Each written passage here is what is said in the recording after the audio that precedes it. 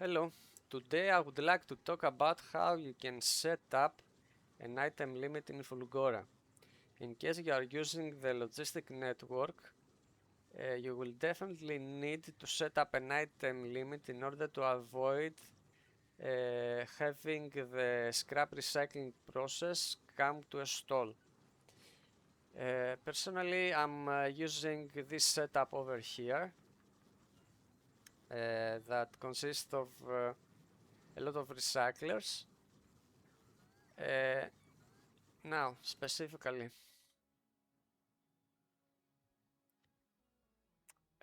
when you place this blueprint, it asks you for the item limit that you want, and the item delivery rate varies according to how much above the limit an item is. The constant combinator here on the right controls when the deliveries start and stop, and it is off by default. Also, in the constant combinator, you can add any item with a value of 1 that you want to be excluded from the process. By default, the electromagnetic science pack is excluded. Now, let's say we place it over here. The first thing it asks is for the item limit that you want. For example, we want an item limit of 1000 here. The constant combinator here controls the deliveries, and since it is turned off, as you can see, there are no deliveries taking place right now. Now, apart from a check signal for turning it on and off, the constant combinator has the electromagnetic science pack excluded by default. You can add any other item you want to be excluded in the process, and it will get excluded from it. Now, this constant combinator is then attached to the decider combinator over here that checks whether the constant combinator is on or off. Also checks whether there is an item that you want to be excluded from the process with a value of 1 in the constant combinator, and also checks from the roboport whether there is any item above the item limit that you have set. Here it's 1000. Then this decider combinator is connected to the arithmetic combinator over here. The arithmetic combinator subtracts the value of the item limit from the value of the item that exceeds it. This makes an output that varies according to the amount that each item is above the item limit.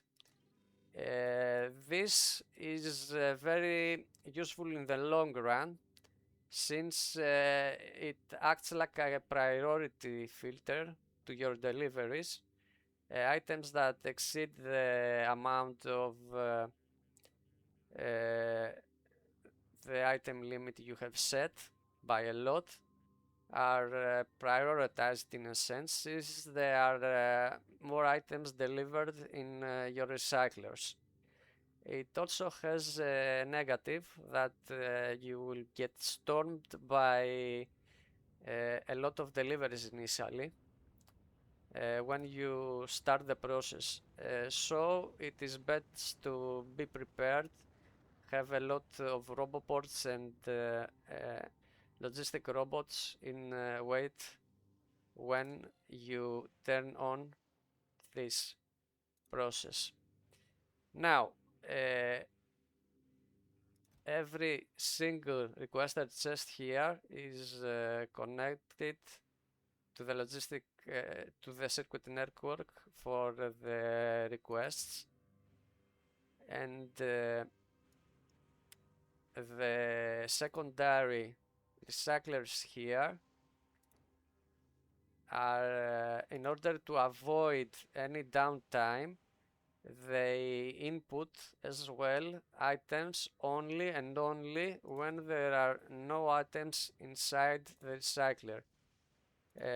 It helps with all the downtime in order to utilize the recyclers fully.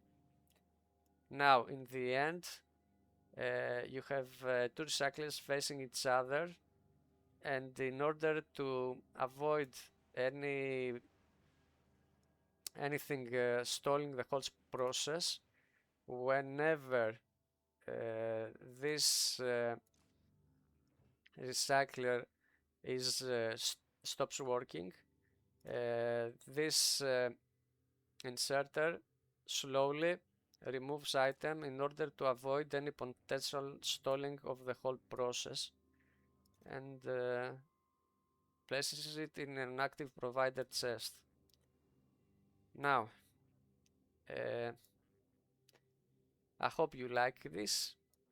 Of course, this should not be your only recycling strategy in order to avoid bottlenecks.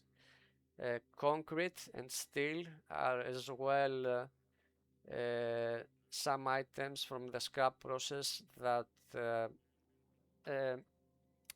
can stall the recyclers by a lot, and you can use separate strategies for those two.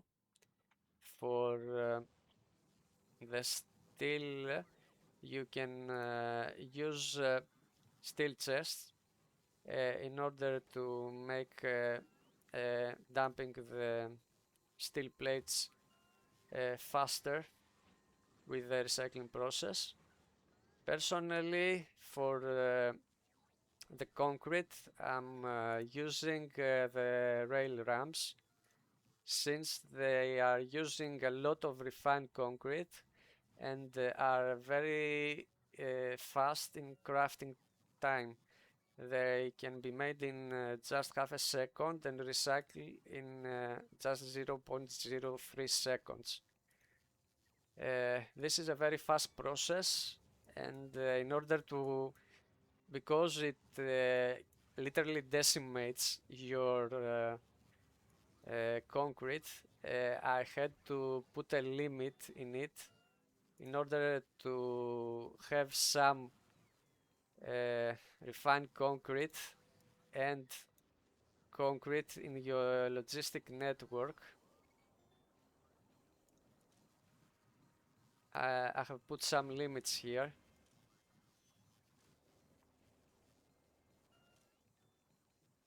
In order not to have your concrete extinguished from the network entirely.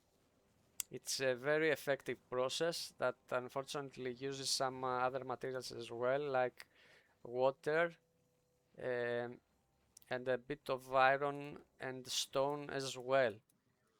Nevertheless, iron is plenty. Still, you want it to be recycled since it's one of the two materials that are difficult to recycle.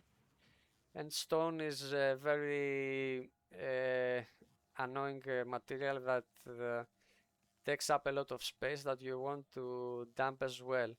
So I think rail ramps is a very good way to achieve the concrete recycling in a more efficient way. Thank you. That is for today. Goodbye, and see you next time. Bye bye.